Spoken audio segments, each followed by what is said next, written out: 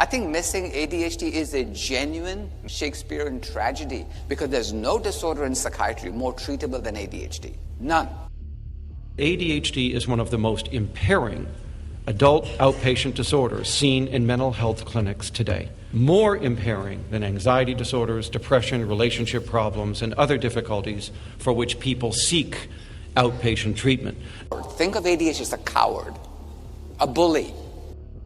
It's astonishing how bad this is. The risk of depression, 840%.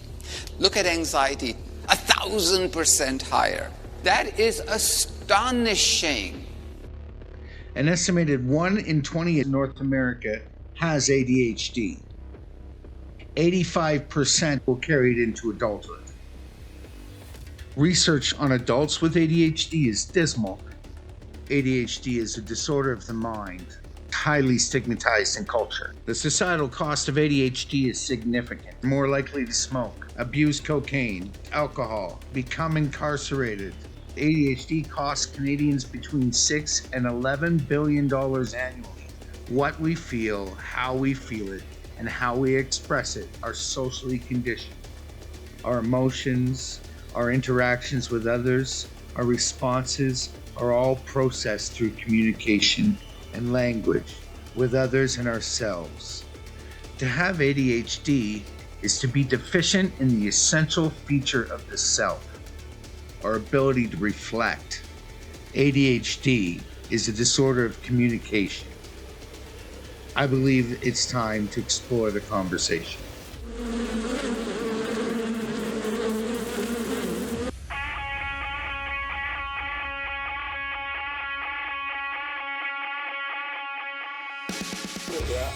So this is me. I was impulsive. An adrenaline junkie. Crazy. I believed it. I became it. I see right through this guy. He has no idea who he is. Get that thing off. You're not allowed to take the thing off. Yeah, that was some asshole. Basically performing all the time. He told us we can't take pictures in here. It's top secret supermarket or something. Not right, bud. Inside, I was lost. Thanks. Maybe the same thing with this guy, but more strategies. Hello from dreary southern Alberta and Calgary here. I'm Scott. I was diagnosed with ADHD by my son's pediatrician when I was 43. I ignored it for 6 years. I began this journey looking for ways to use virtual reality to help teach children with ADHD. And the more research I did, the more I started to understand myself. And I started to see the difference between my symptoms and myself. I was looking for a way to use virtual reality to help children with ADHD talk to themselves. I realized I didn't even really know how to do that myself. I put a pin in the whole virtual reality thing. Our executive functions are like our corner office, responsible for our awareness and perception, our emotional valence, allows us to assess and find context. It's responsible for our motivation, our appraisal, and most importantly, whether we direct it out at the world or back into ourselves. Or as Dr. Russell Barkley explained, the executive functions are responsible for culture. Culture is shared information that spreads rapidly across a group of primates that are able to imitate each other. And we build upon the culture of past generations. So there's a reciprocal interplay between the frontal lobe, the previous culture that surrounds it, and then the contributions it will make back into that culture. Culture is the scaffolding of human executive functioning, and we use it to accomplish our goals. And no prior theory or definition of executive functioning ever spoke about culture. That's a big mistake.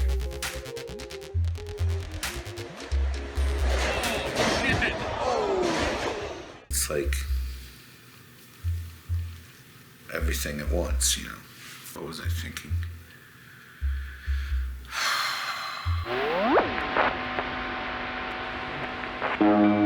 I set out to interview 7 adults with ADHD. I was interested in how inner speech and self-talk, or intrapersonal communication, affected our symptoms, how it feels, what it's like to live with ADHD. I'm so glad there's gonna be heavy editing.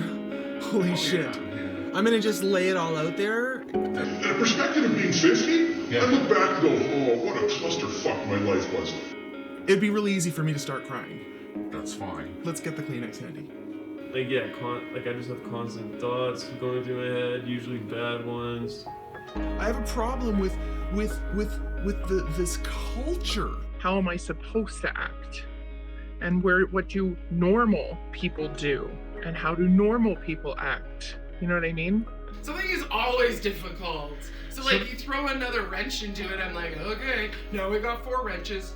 You're waiting for the next important person in your life to tell you that you're doing something wrong because you're not capable of doing something right. And you don't know why. You think you're doing something right, but you're not doing something right. I didn't know that things could be easier for me. I just thought this was my lot in life. It felt like a constant battle to be good enough to exist. And it's exhausting. It's exhausting trying to be that way. And so that anxiety, that depression builds up, over decades. Why can't you just? I never shut up, so if he can handle me, that's, quite an accomplishment. But my mom used to call me an airhead all the time. Well, in school a lot, I got called Space Cadet. Get back in your seat. Get back in your seat. Get back in your seat. Stop talking. Stop talking. Get back in your seat. you're very particular. You're very anal. All those kind of words. Don't think you know how I feel. You don't. Don't call it a superpower. And don't call, oh my God, and if I hear that one more time, I'm gonna scream. It's not a superpower. It's my freaking kryptonite. It's such a sneaky problem because a person's situation, my situation, had all these other factors. Because you have to realize the patient or the person, not just handing out pills or labeling diagnosis, but really understanding the individual. Then you'd understand all the people working in Silicon Valley and how many people are on the spectrum. And I tried to be neurotypical. I tried to be, okay, what am I supposed to be like? I used other people's perceptions as ways to make myself into something, some particular thing. Mm-hmm. I did so much that I don't think I even knew who I was after school. I kind of lost myself for sure because I would just do what everyone else was doing, I didn't know what I actually like. I'd say more with social skills, probably more reserved or kept to myself growing up, but then there was a bajillion things going on in my head. It's like having my insides outside, and everybody else gets to have their insides inside. It doesn't feel fair. It's like having a loaded gun with no safety. It's a disorder, it's not a condition, it's not necessarily a bad thing, you just have some pros and cons. We don't internalize. We don't do that. We don't get on that road unless someone's there to help us get on that road, which my therapist did. They took me down that road because I would never go there myself. This design of me doesn't work in boxes. I attempted suicide, but it wasn't. It was more of my over-dramatics. Call for help. Yeah. If the culture had recognized our strengths and mitigated our weaknesses, what ADHD?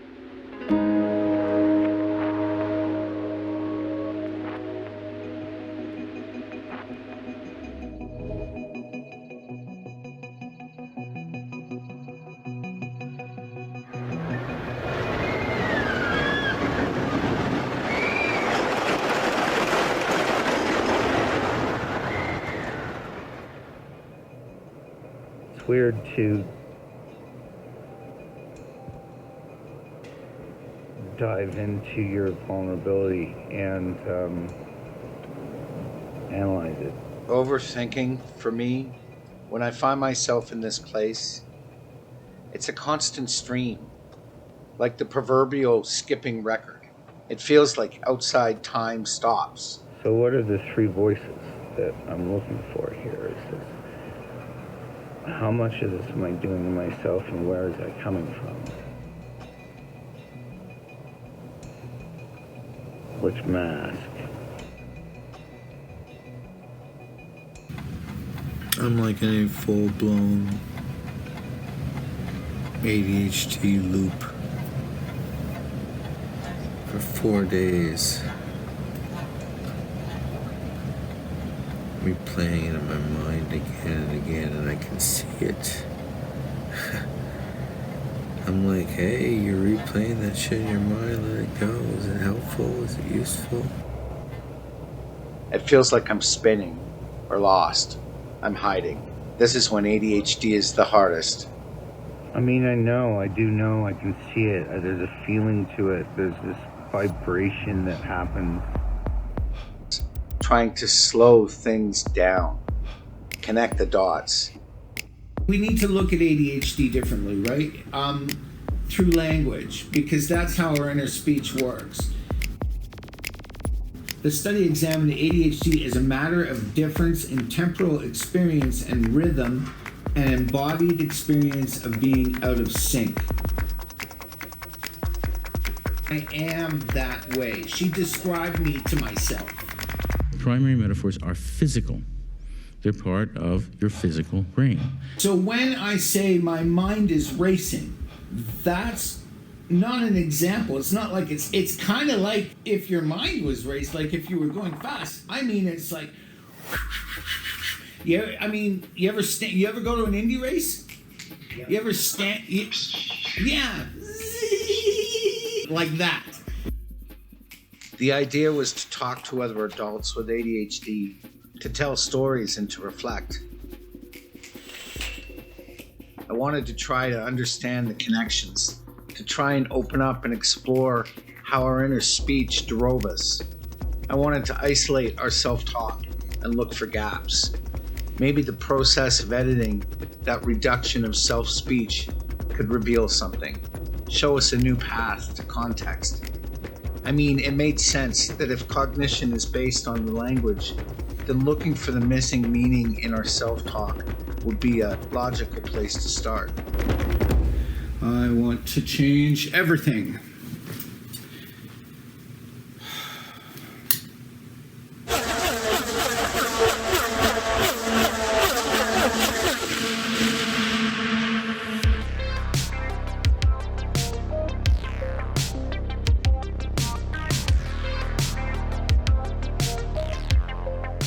It feels like everybody else is operating on 2 dimensions and I'm operating on 3 or 4, so I'm like floating in a sea of information.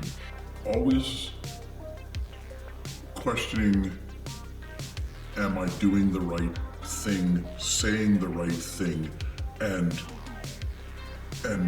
not being, rejected. Like I'm on a different it's a different sound, it's a different song, it's a different beat, it's a different feel. You don't know what you don't know. I didn't know that. I literally just thought that these were quirks or personality traits. It's an all or nothing type of person who gets wooed or in the moment to the sparkly thing. It's not that you're intending to. I'm floating in all these options and I'm in this constant strategy to pick which pieces are supposed to go where, weave the thing I'm supposed to be. I had no idea until I was in my very late 30s or early 40s that there was a researched, authenticated thing called time blindness. And it feels dysynchronous. You know, the thing that I would probably fear the most is if my brain turned off. I like, maybe some people don't like that feeling of all these thoughts and all these like moving so fast, but I can, like, if you ask me now, I don't know if I could live without being that. And I'm learning to love what could be in that song, you know, as opposed to trying to fake everybody else's rhythm, you know? Is to be in that frame of mind that not all people can stay in, which is a luxury, but a catch-22, because sometimes it leads you to getting off track, which can be very problematic, you know. Late, knowing I'm late, feeling sick to my stomach. I'm not one of those 15-minute early people. Most people say 15 minutes early is late. I mean... You have screwed yourself so many times in terms of time management. People are like, oh, you procrastinate. Well, I kind of do it on purpose. I do it because that's how I function. It's an inhibitory thing, right? We can't stop the inhibition. Well, when you think about it, you know, when you look at it chemically too, well, that's exactly what it is. We can't stop that neuronal, that piece coming down and going and saying it, as opposed to thinking about it, you know, processing it before we puke it out again. But I think I have trouble saying no to a lot of things. I had a lot of energy, like, in saying them on, like, you know, even till now, it's the same. You know, but it took me a month, and it took 20 minutes, but it took me a month and 20 minutes. And I can't really explain why. Again, that's why our executive functions are so impaired, because it's the neurotransmitters in our prefrontal cortex that are not working. But I know I was hard on myself. Like, what are you doing? You're sinking it. You're right at the end. You're going to miss it. You're going to have to extend your thesis, which I did extend my thesis because I needed time, but for different reasons. But I'm still judging myself. Please don't be mad at me. Don't be mad at me. You don't understand. I didn't want this to happen. You think that any of us want to be driving to work every single day going, fuck, fuck, fuck, fuck, fuck. And you don't have time to be slower than anybody else, so... I can't be late today. Please, you think any of us want to be the one who's constantly explaining that we can't manage to get into our parking stall by 8:55 a.m. on a Wednesday? Like, there's a disconnect between that self-judgment and the motivation that's supposed to go with it. Do you know what I'm saying?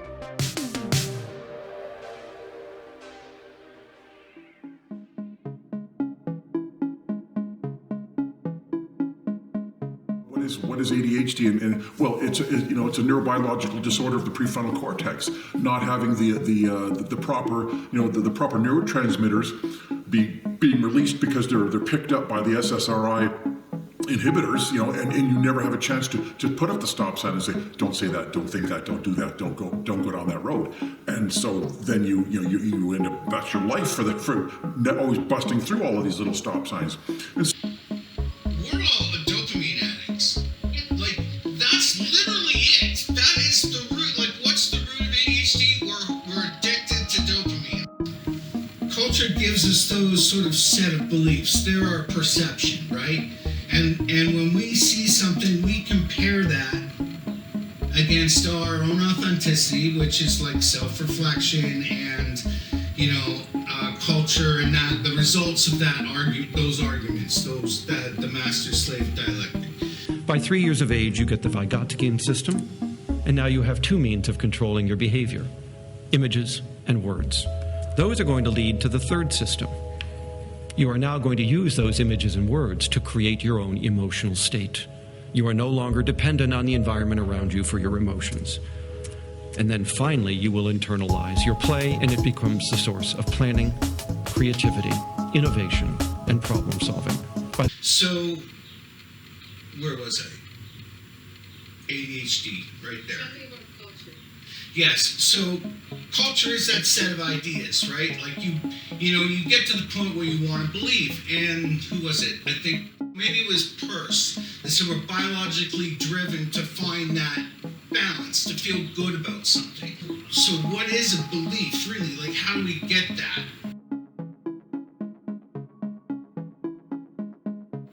Dopamine is that is the way that we get that message to our mind. So the dopamine is split into two things, tonic and phasic. So tonic dopamine is like, oh, I'm gonna go get that shrimp I got last time because it was awesome, and the shrimp's awesome, right? So that just gives us a tiny spike and reinforces that sort of inner belief, right? So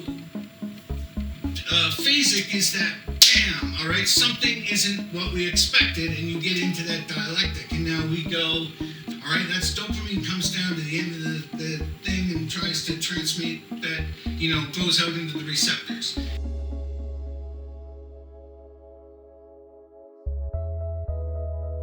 So we're already missing the meaning at that point. And the way that we go through that process to develop a belief is exactly the organs, physical organ you need for reflexivity, and where ADHD people are 30%. So that's the communication, okay? So within that is the anterior cingulate. And within the anterior cingulate, there are two little nerves in there that don't turn on for ADHD people in brain scans. And what they decide is internal, external. Is that directed at myself? Is that directed at the world? Is that front stage or backstage?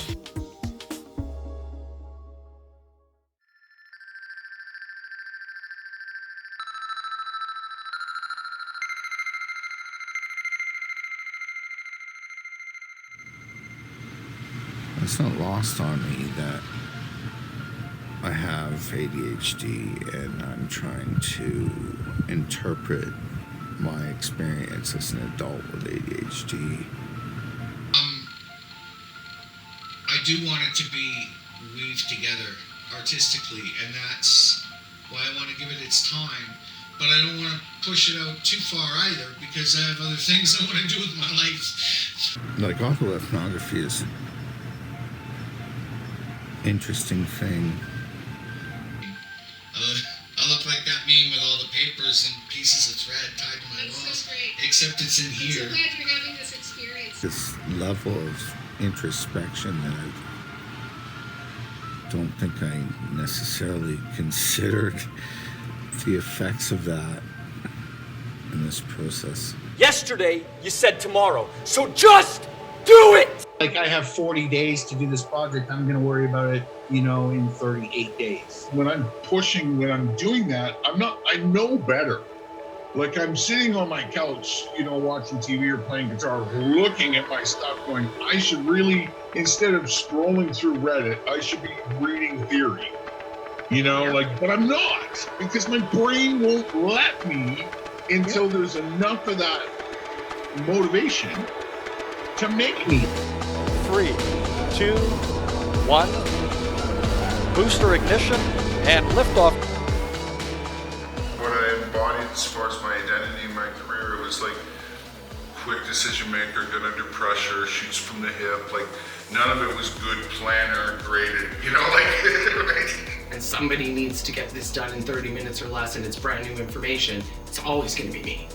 Because I'm always in that state of panic and chaos, and therefore I can give it to her. She's the fastest. I feel like I'm used to chaos. And because it's the usual, has been like a normal state of why has it been normal? That's my question.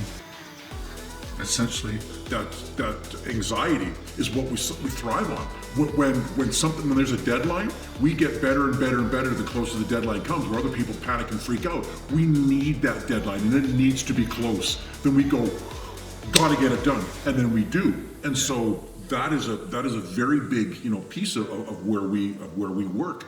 When there's an outside structure and there's internal pressure. It's a procrastination thing. Just confusion and chaos. Like, I'm chaos. It's not because I'm like a harder worker and that's why I'm the fastest. It's not because I'm smarter than everyone else and that's why I can do it faster. I have to do it faster because I fucked around for 45 minutes unknowingly. I do my best work when it's at the last minute. I didn't mean to. It's just like I Googled one stat and got down a rabbit hole about that for a while. And, I do my best work when I have that pressure on me. And if I don't have that pressure on me, I put it on me. Being in that environment is easier. It's like why video games are so addictive. Because it's just dopamine, dopamine, dopamine, dopamine, dopamine. Dopamine! Pushing yourself till the last minute. That is my motivator. Consciously thinking about what lifts and maintains dopamine. If you're going a million miles a minute in your head and you're just trying to tick off all these boxes, then you're going to get something for it. We work from our anxiety. Now, do we let that anxiety, again, it can paralyze us or it can motivate us.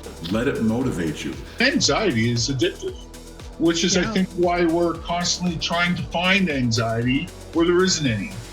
And your heart starts to race a little, and then you start to go, oh, okay, yeah, I really got to do this.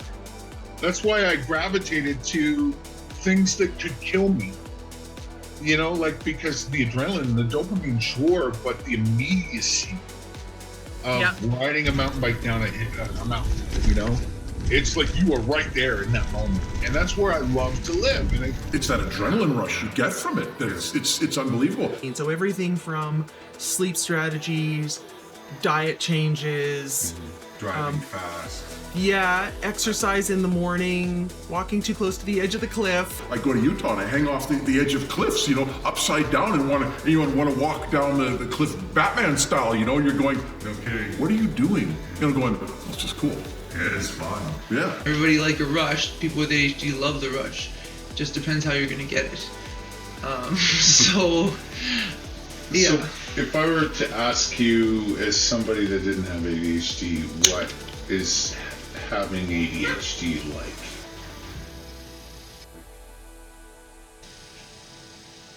It's a constant chaos in your mind.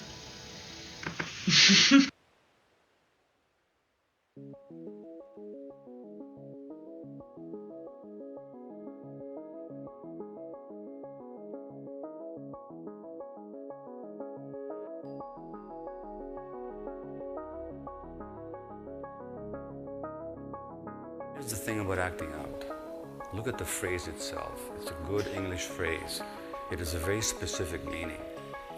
We act out, and it doesn't mean that we're behaving badly. We act out when we don't have the language to say something in words. Anger is the last-ditch effort when you aren't dealing with what the real thing is. Which, when we go straight to our fight or flight and we skip our executive functions, which the actual ADHD is exactly that. We skip the reflexivity and go straight to to our emotional response. Yep.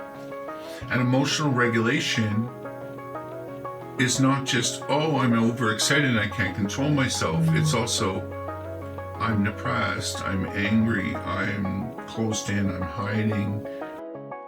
And maybe some of the chaos that I have in my life, I'm putting myself in those situations. Instead of working on the assignments for one of the 2 classes I'm taking at the moment and working on my thesis, which is weeks behind,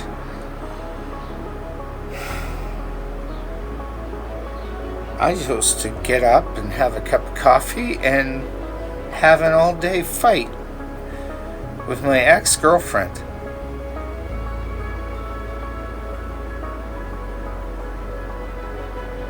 That's ADHD.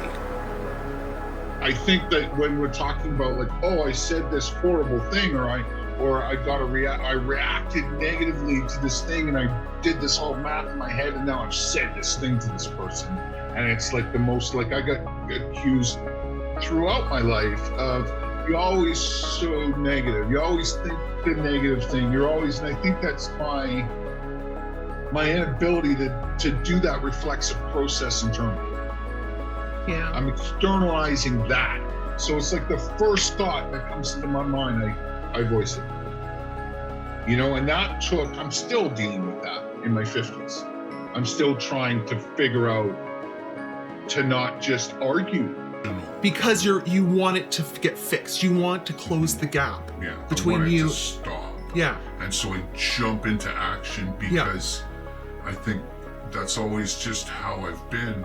to be able to stop it in the moment and say to yourself, don't stop.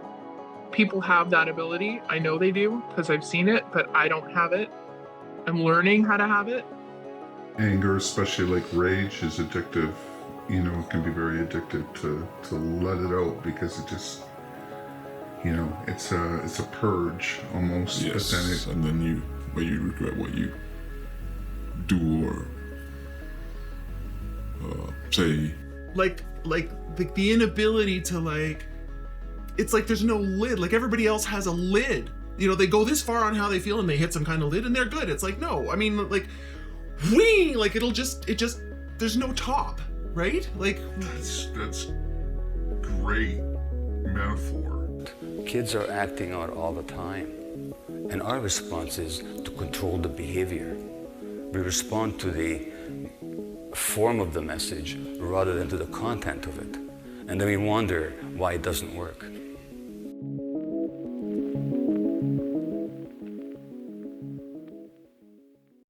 I don't even want to think about the way I treated her or my ex-wife or my girlfriends or like I was just wrong on so many levels. It's horrible because you know what you did, but it's almost that lack of control. Yeah, I yelled at her straight up, like who are you to tell me what to do? I didn't do anything wrong. Because I didn't feel like, you know, that part. I wasn't wrong. I said, why don't you go take your Prozac and die? That's all you're good for. I started throwing things around the room and I was just awful because I wasn't getting my own way. What I'd love to find in my research is that gap between stimulants and response. You know, the gap that neurotypicals have where they like look for context and we blow right by that. It's like you're outside yourself because that's not you. That's not who you are. But the anger just takes over and you want to say the most and you can say the most horrible, hateful things. You say things that you don't mean. You say things that just are going to be misconstrued. And you do it emotionally, you get pissed off. Like I could say nothing and fill up the room with how I feel. Oh. Right? How many times you've experienced that? Crap, I can't take that back. I really wish I didn't do that. It's like, oh my gosh, what have I done? I am the kind who doesn't want to give up and doesn't want to lose and have the last word, or, you know, so there's different ways of portraying that. Boys are allowed to show anger, girls aren't allowed to show anger. Right. And boys aren't allowed to cry, girls are allowed to cry. So who you are as a male with ADHD, it's not just like, oh, you had it easier, but you weren't allowed to cry. And like I knew like if I opened up to her about it, she would be like, what the fuck? Everybody is different, but I think there's a lot of traits that are similar. So especially for females with ADHD, impulsivity doesn't really get considered. I wouldn't believe that. And it feels personal sometimes, right? Like it's like not that, like if you were to look back at it now, you can see that it's not necessarily personal, but at the time, it felt like that. How did you feel after that? Like I always got mad. Yeah? Yeah, that's how you don't go the other way. Either yell, or if I didn't yell, kept it inside, then like if I was doing something, like, you know, I'd do it with rage. One thing would just set me off and then all hell would break loose. Good. It's not fucking good at all. Be invited into a conversation. What happens if nobody invites me into a conversation? I won't be doing anything. Oh my God, this is becoming a circling up. What do they think? What's happening? How do I need to be? How do I need to respond? Like always trying to put on a front. Yeah, give me the ability to explain to you why it's not a superpower and that it is a debilitating, neurobiological disorder that keeps us from being the best that we possibly could be and makes society around us stigmatize us to the point where, you know, that we don't even feel, you know, adequate.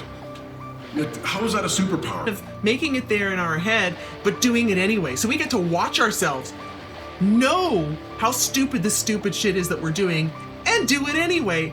Oh, that's a fun moment right after that moment. I'm gonna feel like this right now, but I'm gonna feel like this later, but I'm gonna be pissed if I don't say this right now, so I have to say it, but because if you just hold on to it, I feel like I fucking explode, but then I do explode, and then it's so bad, like... just really ugly, you know? They put up false documentation and hold on my medical records and don't refer me to psychiatric help. I was bruised from head to toe. I asked for a trauma doctor for 8 days. And then she drew a stick figure when she asked me, what do you want me to do? It's very fearful to have your career taken, threatened, your meds taken, no psychiatric help offered, labeled X, Y, and Z for taking your prescribed pills. It's difficult for me to look at a society where I grew up, where everything I did was wrong, and not think that everything I do is wrong. Yeah. And not judge myself in the way that we are biologically or neurologically designed to do so, and not having the whole kit. Yeah. I feel like my intuition and my emotions lead that charge because my reflexivity fails. So maybe ADHD is how I became a writer, because like I'd come home from school in tears and I would close my door, I would take a mountain of cheese and crackers, and I wouldn't come out. Like I would write and write and write and write and write and write and write and write and write and cry and cry and cry. And I think that's how I became so self-reflective, is because I externalized. And so because my background is mammalian physiology, go figure, you know, I was able to take all of the understanding of the brain chemicals, and then I took the neuropharmacology courses in psychology, because I was, you know, the funny thing was that it all kind of came together finally in a kind of, maybe I knew back when I was in university why I took all of these courses. I was exhausted when I went home, but man, it was awesome. Best 5 years of my life in trauma, because every night was just something different and a different patient, and something was going on, and it was awesome. It was so great. Like an ADHD strategy can't just be, the DSM-4 recommends Vyvanse or other stimulant medications and cognitive behavioral therapy. Okay, great, but that's not really dealing with it because it's too interwoven. It's a disorder, so you have it for life. And it does affect adult things as well as impulsivity. You don't all have the time to yourself now, so there's no DSMing our way out of this. It's huge. The emotional part of ADHD, and it's not in the DSM. No, it's not. There's this whole other lens I could put onto my view of myself that would mitigate the self-criticism. So tell me about your self-criticism. Well, all those voices don't go away. Like, they just, when they've been there since your earliest memories to last week,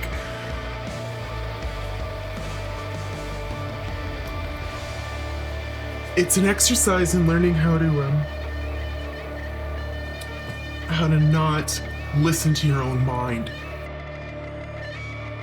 I have to admit, the last 2 years have been incredibly transformational. I believe that while neurology may be responsible for the structure of our brains, our symptoms belong to culture.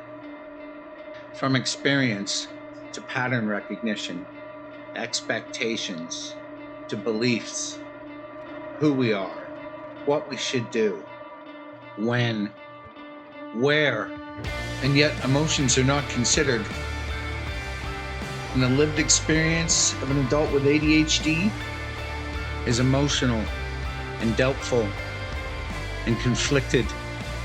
A struggle for belief and authenticity and self-acceptance. And what we say to ourselves, our inner speech and self-talk drives it all. Keep telling the truth and you have nothing to hide and you're doing everything right, but yet you're continually being punished for the disorder you've always had and you're always going to have. And nothing to be done about it, and having to push every level to the Minister of Health. Just like I don't adult well. That's just the bottom line. I'm someone's mother, I'm a professional, I have a high stress job with a lot of responsibility, and yet I can't adult well. I said, okay, stop trying to be neurotypical. Stop trying to think in your head I need to be able to do this like this. Reality is self-structuring, but the world of people that we've created has all these synthetic structures that we have to figure out how to fit into. Oh, yeah, we did make it. But you know something? We didn't have to have it. We could have lived more enriched lives. I often have this sort of, like, I am judging myself in those moments. Like, I know I need to be better, but I just can't make myself do it. So this is a dance between creating boxes that work properly for the flow that we are. We're used to being squished, and then that doesn't work. But if we're all flow, we can't fit. And I really do think that over a long period of time, like, a society has to take ownership of that and go, this is what you've done. This is what you've done to these kids. This is what you've done to them by not understanding them, and that you bring this on. And so this negative self-doubt and this not ability to feel you ought to be good enough. I shouldn't have to, spend $250 a session once a month to talk to my therapist, but I need to.